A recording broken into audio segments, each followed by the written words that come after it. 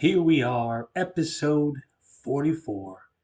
Our guest this week is Matt Gilleece, playwright and actor extraordinaire, and the father of Peter Gilleece, who did the revamped theme song for this show. Oh, God bless us all. Let's get this show on the road. These are the performers that I know. These are the performers that I know. These are the performers that I know. These are the performers that I know.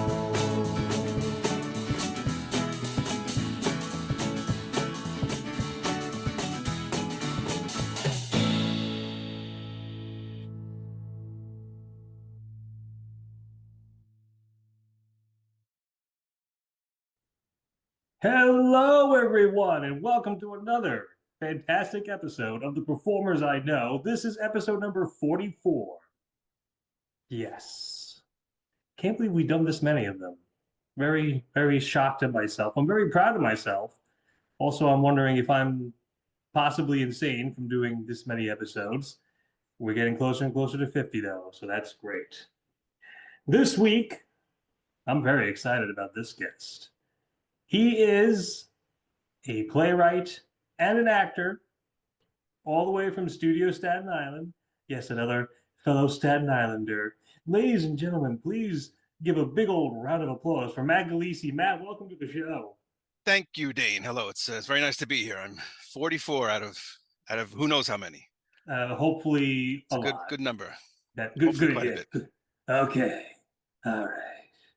So once upon a time, over the years, I've seen Matt in several different shows, seen him write many different plays, all that great stuff. Fabulous, fabulous work. Him and his lovely wife, Rose. I've known them now for quite some time and very glad to know them. But Matt, my first question to you, as I ask all of my guests, what got you bitten by not just the acting bug, but I guess well first we'll go with the acting bug. What got you into theater?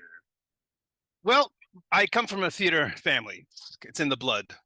Both of my parents were, well, I say amateur actors, but my dad was actually on TV when he was much younger. He was on a local show called The Children's Hour, which was on, I think the networks were different back then. I think it had different call letters. I think it might have been what became NBC, WNBC locally. But my mom was also an actress. They both did community theater, local theater. They were Tevye and Golda opposite each other when I was 2, which I don't really remember. So they played Broadway records all the time. They played a lot of different kind of music, and so it was always there. So once I was kind of in high school, I didn't really do theater because I went to high school in Manhattan. I went to Hunter College High School, and I lived in Brooklyn at the time. The commute was a lot, so to stay late, it would have been tricky. It was all the way 92nd Street and Park Avenue, so tricky commute, hard to do anything really late at night. So, but my mom was in a local production in Brooklyn of You Can't Take It With You, and my brother was in it too. My brother John. And I went to see it, and it was just, I was used to theater. I knew theater, but just seeing people that I knew in it, and I met kind of everybody afterwards, and I was like, this is really cool. I think I was 15 at the time. Like, this is cool. This is very, very cool. And I got involved with some of their productions in a limited capacity. I played a drunk in Pinocchio, and I actually at the cast. I think we had the cast party on a Saturday night, and then I think we had a matinee the next day. And I wasn't much of a drinker at the time. I was way underage, but I snuck a few drinks, so I wasn't feeling well for the matinee. But it fit the part. I will tell you that. Could the audience please not clap so loud? Yeah. No, I mean, I just was kind of in the background. Literally, I was scenery. But then from there, once the bug, once the bug bites you. So we, and of course it's interesting. So Rose and I knew each other as my wife long before, it's funny because we don't remember meeting because we were like kids. Our families were both involved in the local church in Brooklyn, and they had a theater group, they had kids groups. So we kind of knew each other from that. And she was in theater from very young, 11, before I was. So it's interesting how we, knew each other in theater long before we, were together.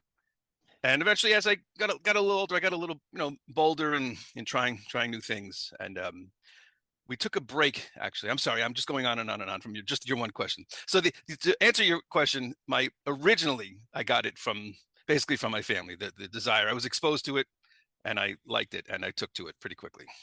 Well, Matt has done a multitude of shows all over the place, Staten Island amongst them, from what I've seen.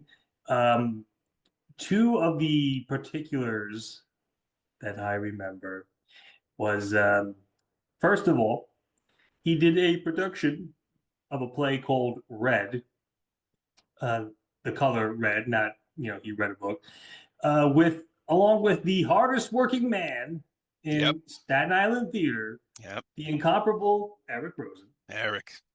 Uh, Eric is just, he is such a pip. He's like you said, at around that time of Red, he was just going from one show right to the next. He always had another one lined up. I'll tell you, it seems like every time I turn around, Eric's in another show. Yep. Oh yeah, always. I wish I had his energy. Yeah, but me yes, too. you played the incomparable Mark Rothko. Rothko, yes. Yeah, it was. Yes. Do you just want me to go? Do you have any particular questions, or you just want me to go? Because I could do all day on just Red. I do remember. Was it Eric who proposed this to you, or was it the other way around? No, I had never heard of it. This was in maybe September, October. And he just kind of pings me and he goes, listen, there's this play, there's two, so it's two actors. For anybody that doesn't know Red, it's only two characters. And he's like, he goes, I think you and I could do this play well together. And I didn't know about it. I didn't know much about Rothko either at the time. But as soon as I looked into it, I was fascinated. I was like, okay, wow. And he approached Alberta at the Little Victory Theater with this idea of two of us putting this on. My wife Rose was set to direct it, and she said yes. And it was a huge challenge, I'll tell you. So again, two actors. I shaved the top of my head for it as well. There was a little bit of discussion of maybe, because he was bald, he had kind of a Larry David hair, Rothko. Mm-hmm. There was some discussion about maybe getting an appliance, getting a bald cap or anything, something like that. And I was like, if we do that, that's all anybody's going to talk about is, the bald, he's got a bald case. So I just shaved the top of my head, basically into a Larry David. And what's interesting is that, go ahead. Yeah. It's funny because the one of the times where I auditioned for a production of Annie, and the director was adamant, no bald caps. The person has to be naturally bald. Wow. Yeah. And I don't want to touch my luscious locks hair. So I was like, well, guess I'm not playing Daddy Warbucks. But anyway, go on. I so yeah, no, it's just it was something that I decided I'm just gonna do this. If I'm gonna do this, I'm gonna do it right. And just in reading the script, so the first first 10 pages are Rothko has a monologue and Eric's character Ken has one line, and then Rothko has a huge monologue. So it's a lot of that. It was a lot of memorization, and I will tell you, I'm sure anyone listening, at least I assume everybody listening would agree, and you would probably, Dane, that the older I get, the harder it is to memorize dialogue. I don't know if that's the same for everybody, but it seemed much, much easier when I was younger. I was, my brain was like a sponge. And now it's like, oatmeal. So it took a while. It took I'm glad we worked on it for so long. We started in January. I think we went up in April, if I'm not mistaken. So it was 3 full months. Yeah. And boy, did I need it, because it was a lot. It was a lot. I did get it, but boy, that was tough. And acting wise, it was a challenge, because he wasn't a nice guy for the most part. And he's deliberately mean to the other character, but he's mean with a purpose, because what it's about, for anyone who doesn't know the show, he was an artist who was kind of one of the modern, modern at the time. I mean, you could call anything modern at any given time. But he talks in the play about, I destroyed the Cubists, I killed whoever came before him, and he's also aware that whoever comes after him will do the same to him. That he is only not needed. He's only relevant for a certain period of time. That's because that's what art is. That's what art does. So Ken, this younger character, represents kind of the next, and he doesn't want that. Rothko doesn't want to be replaced, but he's aware that that's kind of how it has to happen. So there's more. He's kind of mean, but he's mean for a reason, because he's trying to toughen up Ken. He's trying to toughen up Eric's character. He's trying to make him face and fight whatever else is going on. Take whatever's going on, whatever that you don't like, fight against it, and use that in your art. So it was an interesting, fascinating character. Easily still, and I don't know if this question is coming later, but easily the most difficult character I played, and probably the favorite. Probably a favorite, even though he's not fun. He was very interesting to play. Well, I will say I had never heard of the show before, and when I saw the advertisements, I'm like, huh, that's never heard of. I mean, I knew who Yeah. Mark Rothko was. I just didn't know the play, and of course, I'm not going to pass up a chance to see you and Eric in the show. And I will say, the performance that I went to, they were hanging from the rafters. It was a sold out It was a performance. lot, and it was only one weekend. That's the thing; they weren't sure if anybody was going to show up, so they only booked it for one weekend. And I think we regretted it afterwards. I think afterwards we were like, "Yeah, we probably could have sold more," but it was a risk because it's not a known show. And we painted. What's is interesting. So we painted on a canvas during the show, during the run of the show. It's just a base coat, but it Mhm. took a lot of choreography. There's music going on in the background, and I was kind of afraid that would be like people would be bored by that. I was like, well, we gotta get this done fast. People told me later that was like their favorite part, is just watching somebody do something, just watching people do what they do. And I found that fascinating. Like, there's no dialogue, obviously. It's just a wall of stage directions of kind of how they do it, and we followed it to some degree. But so every night we made a basic painting in the reddish color. Oh, Yeah, yeah. we still have some of them. I think I still have a couple of them. Oh, that's great. The other play that I saw Matt in, I believe, was a production of Over the River and Through the Woods. Yeah. And that just, I keep saying, okay, All right. Oh, I still do it. I still do it. because there's a scene where they're all playing, I believe it's Trivial Pursuit. Well, we kind of never get to that. We only get to a little bit of that. But at any time, the four of us, it was four grandparents, essentially, and so we all were aged up. And well, and whenever we're together, we live together. It's our kids that are married to each other, and I think that's what it was, right? Yeah, I think so.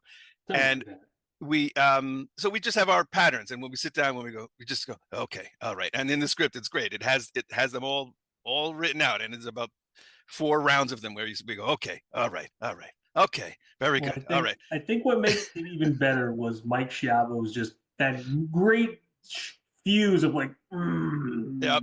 Yeah. He was the foil for us, oh, yeah. being stuck in our ways. So yeah, we aged me up. I was considering shaving my head, or at least cutting my hair really short for that. I didn't end up doing it because I have a hat on most of the time. But I will tell you that I guess it was pretty effective, because my own father, who was a theater person his whole life, and that's a small theater, the Little Victory Theater. So he wasn't sitting that far away from me. He told me later that he did not recognize me, even when I started talking, because I used a different voice too. I think I still remember some of the dialogue. The very day I turned 14, my father put me on a boat. And my dad later said he didn't even when I started talking, he didn't realize it was me. And I said, okay, that's a win. That is a win. If I could fool a theater person who's has known me my whole life, that's good. That means we did something right with the makeup. I get to stick Jimmy Durante. It's under a big W. No, I tried not to make it too. I didn't want it to be funny, right? I didn't want the voice to be funny on its own. I didn't want it to be a goof. I just tried to. There was a few people that I used, and one of them was a lot of Rose. My wife's family is Italian, or half of them are anyway. Her mother's side.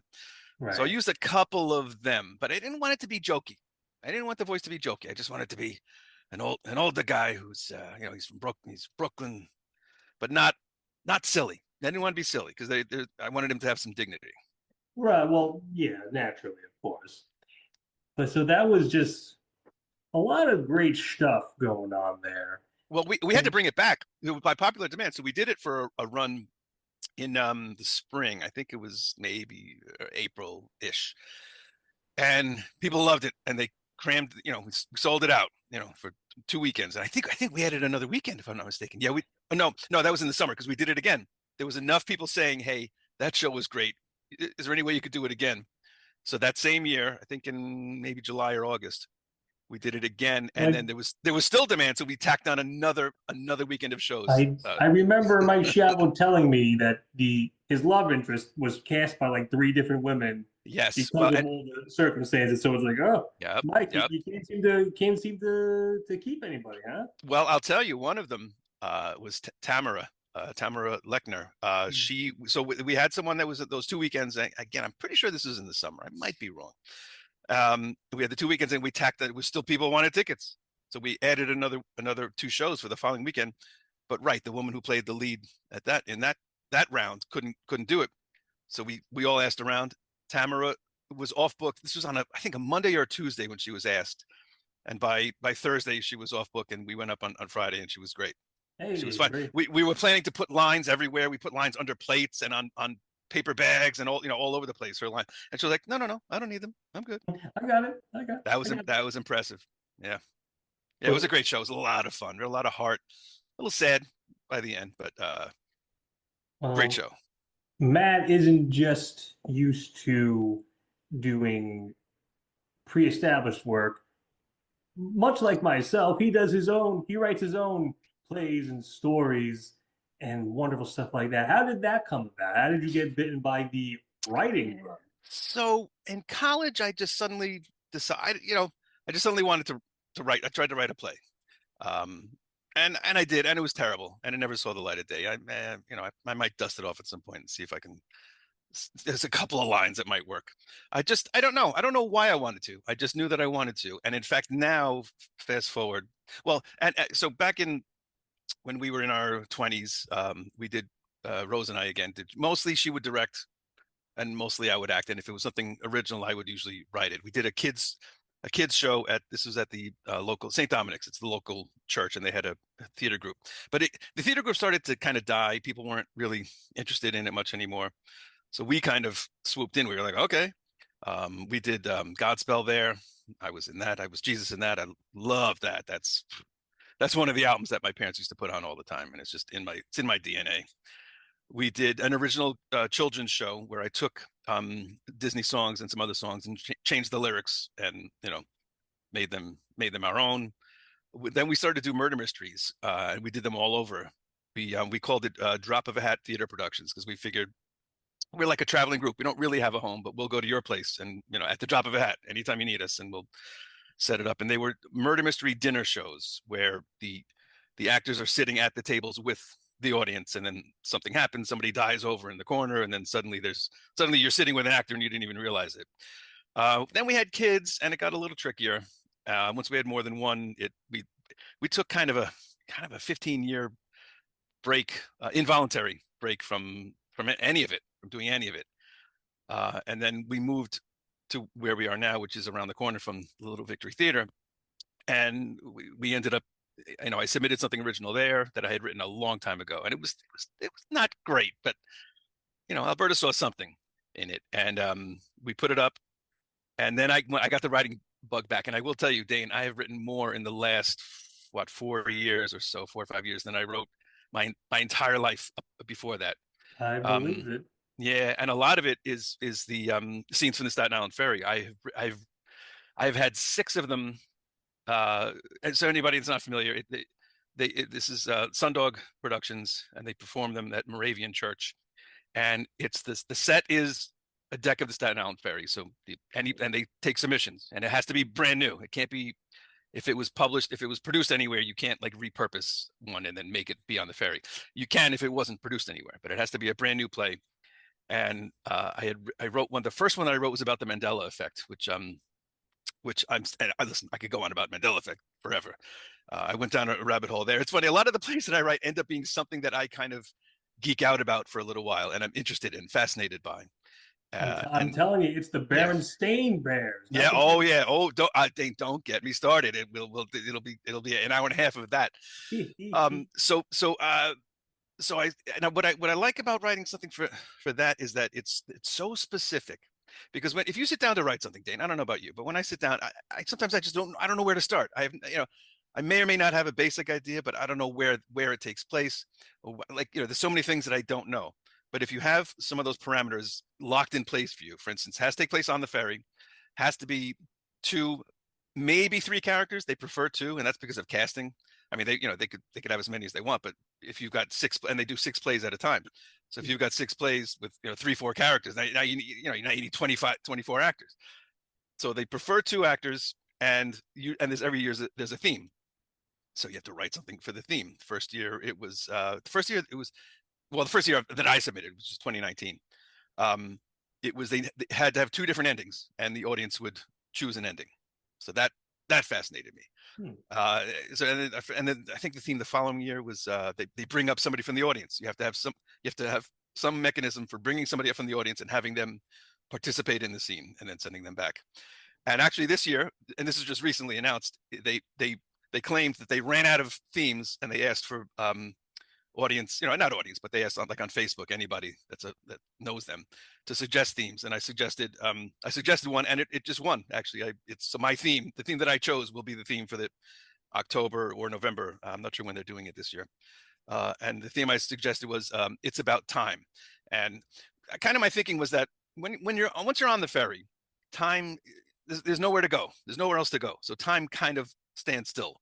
You'll get to either Staten Island or Manhattan in 25 minutes, but there's nowhere else for you to go, and time kind of loses its meaning at that point. So I just thought any stories that have to do with anything to do with time travel, time that you've lost and can't get back, or something you're waiting for that can't, that you can't wait for time to pass. And I'm already working on a brand new one for this time around. And I always audition for them too. They're a lot of fun to do. I'll tell you, they're a lot of fun to do as an actor, because it's a very short commitment. When you audition, if you get cast, they give you the script, and then maybe a week and a half later, you start on like a Sunday, and you go up that Saturday or that Friday sometimes. It's funny because Alberta more than once has said, like, if we do a night of one acts, you got to do one of your plays. Come on, do it. And every time, like, her night of one acts or the Staten Island Ferry plays comes up, I'm either in a show or doing something else. It's like I don't have time. I don't have the time. Well, maybe now with this theme of it's about time. Maybe it's about time. There you go. And they'll start soliciting them probably beginning of the summer, I would think. And they'll probably choose them in like September or October, something like that. Speaking of things that are happening very soon, right now, as we speak, I mean, I don't know if the rehearsals have gone up, because as we record this, it's the 26th of February. Actually, by the time this airs, the show might already have passed. But you are in the Ghostlight Players production of The World Goes Round. Yes, and I think it's called And the World Goes Round, I believe. I think. I don't have it in front of me, but yes, the world goes. I think so. Yes. And strangely enough, the guy who's directing it, Jay Sada, I saw him in a production of that several years back. He was actually in it along with Bruce Biggins and Elisa DeSimone. They happened to be in the show. And I remember Jay was in it, but now he's directing it. He's in it too. Oh, he's in it too? Yes, he is. He's singing a couple of songs. Oh, Michael Whalen's in it. Okay, well, there's a whole crew of us. Oh yeah. Now I'm very intrigued because I'm looking at this cast list. I'm like, there's a lot of people in this, and I thought that the show was only for 4 people. I think it was written. I don't know the show that well, but I think it was written. I think maybe for 4 men and 4 women. I think. So it is not really. It is not a book show. It is a kind of. It's a cabaret style, except that it is a book. It's kind of. It was on Broadway, as far I believe, but it is the songs of Kander and Ebb. So it's a lot of. It's just a few songs from a bunch of their shows. Cabaret. What else did they do? I don't know them that well. I mean, I know Cabaret, obviously. New York, New York. The theme from New York, New York is in it. They wrote that. Chicago. So I'm singing I guess I can say it now. I don't know. Yeah, well, by the time this comes out, well, it's already out, but they didn't put who's singing what. So I'm singing Mr. Cellophane, which is what I auditioned with. And Hey. yeah, I'm not primarily a singer. I kind of think of myself as a writer first, an actor second, which surprises some people because I think the reason I say that is that I spend more time thinking about writing because I'm always working on something. I'm always writing something. But I'll take a break from acting every so often. I haven't been in something since Falstaff closed in December. Um, Yes, the Rise and but Fall of Falstaff. I yep, believe yeah, that was Staten it's Island Ghost. Shakespearean Theater. No, it was Ghostlight. No, Oh, it was a okay. Shakespeare show, but it was Ghostlight. Yep. Yeah, I did Okay. 3 Ghostlight shows last year.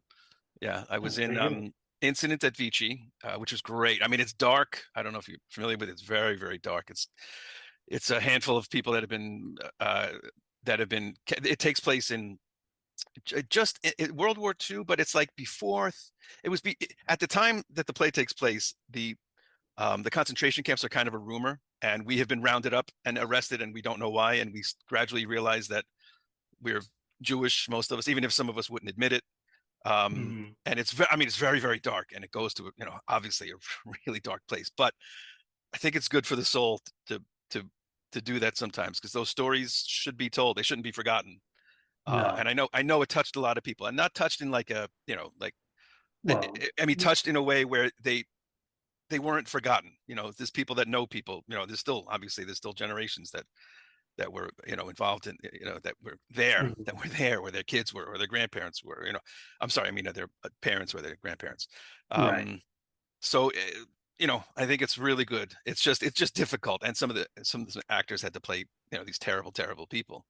Hmm. And it's not easy, and a lot of them had trouble with it, but it was, if you're going to tell that kind of story, if the villains aren't believable, then nobody's in any danger, right? If the villains aren't, Right. if they don't, if the threat is not legitimate, then the danger is not real, and the emotion is lost. I was in Grapes of Wrath at Ghostlight. That was a lot of fun. Big cast. Talk about a big cast. Great. It was great. Great experience. And then Falstaff was my first Shakespeare, actually. Some people were surprised by that. I had never done Shakespeare until Rise and Fall of Falstaff. Yep. Eventually, I'll be worn down enough where it's like, come on, Dane, try Shakespeare. Oh, Like, you haven't done it yet either? I will tell you that I found it difficult to memorize because it's not conversational. Conversational no, dialogue is because right. there's a rhythm to a conversation, and there is a rhythm to his writing, but it's not the same kind of rhythm, and the words are so specific, and you have to get them right, and it's not always comfortable coming out of your mouth. But it is rewarding. I do recommend trying it, Dane. Somebody's got to wear you down eventually. You got to do it eventually. Eventually, I'll be arsed to actually try an audition. Unfortunately, as I look at the old clock on the wall, I see that we're starting to run just a bit out of time. I talk a So lot, Dane. that's all right. I talk a lot too. But my last question to you, Matt, is if somebody were to come up to you and say, "Hey, Matt, I want to become an actor," or also, I want to write my own plays, what would be the advice that you would give them to best succeed? Wow. Okay. So, well, I'm not sure I am the right person for acting wise to give it. I mean, it's funny. I have given some when we worked on Brighton Beach Memoirs, which I did 2 years ago. I One of the younger actors kind of approached me and just kind of asked me, "There's a scene that we have together, and he wanted to work on it with me." Um, and I asked the director first because I'm not going to try to give another actor any notes unbidden and without the director. But so we worked on, and I what I kind of suggested to him was, and I find this, that you have to be so fully off book that the words come out of you automatically, because then, and only then, if you're struggling for the line, you're never going to bring the proper emotional level to what you're doing. You're not going to be able to put yourself in that moment because you're not in that moment. You're in a moment of, I'm Matt trying to struggle to find a line. So you have to get off book. And there's millions of ways to do that. I record them usually. You have to get off book as soon as you can, get the script out of your hand, because not only do you need to handle props and things and look at people instead of looking at a page, but the dialogue has to come out of you automatically so that you can, then only then can you really put yourself in the moment of what is this person, that I'm pretending to be? What are they thinking? What are they doing at this moment? And as for writing, I have a whole, actually, this is something I want to talk to you about kind of offline. I wanted to put together kind of some kind of Excel sheet with like, and that, give all of us, anybody who wants to, any writer, access to just put in our hints, our things that we, things that we keep in mind, things that we do. My advice about dialogue would be, I don't want to get too deep into it, but there's several things that every single line of dialogue that you write should do. And they should do at least 2 of them. That's my going. And I can't rattle all, like there's 5 or 6 of them. And if they don't do at least 2 of them, then go back and figure it out. And it's things like, they should obviously provide exposition. It should reveal character. It should change another character. There's several things that dialogue can and should do, and it should do, in my view, it should do at least 2 of them, 3 or 4 if possible. And also the thing to avoid, and I think that's one of the things, if somebody's going to write, is there are things that you should be looking out to not do as important as what you do. And one of the things not to do, and I still see it a lot, is to try to avoid on the nose dialogue. And what I mean by that is that people just say exactly what's on their mind. They just, speak out loud exactly what they're thinking, and without any subtlety. And it's very difficult to, now, of course, when in your first draft, you can have as much on the nose dialogue as you want, because you need to know what everyone is thinking and doing and what they're, but then and I do a lot of editing. That's my other piece of advice. Edit, cut. There's a lot that can be cut from your first draft.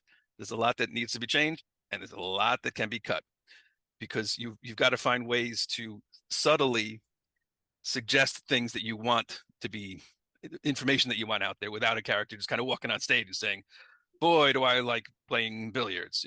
There's ways to reveal things in screenplays, which I also write too. Screenplays, it's show, don't tell. It's a little different in a stage play, because you can't use the visual medium to show as much as you can in a film. In a film, you can, there's a million things visual things you can do. But on a stage, you've just got a stage and stuff, and you've got actors. So you have to find ways to cleverly have someone have a conversation that sounds natural. It's got to sound natural, but it isn't natural, because in a conversation, they can just kind of wander off like I am doing right now. A conversation between 2 people could just become its own thing. But in a play, it's got to be focused. It's got to have a purpose. It's got to have a reason. It's got to have an end. And there's one of the old pieces of advice was enter the scene as late as possible and exit as soon as possible. As soon as you can, get what you need out of it, and then move on to something else. And again, I would like to maybe create a document that we can all edit, and just something for all of us to just drop our advice into, so we can all have a resource to look at. I might, I know I might have to take you up on that offer. Yeah. But ladies and gentlemen, as our outro plays us out, I want to thank my guest, Matt Gilleece. Matt, thank you very much for joining us. Thank you, Dane, for having me. It's been a lot of fun. Thank you. And until next time, ladies and gentlemen, so long, and thank you for listening. Till 45. Yeah. These are the performers that I know.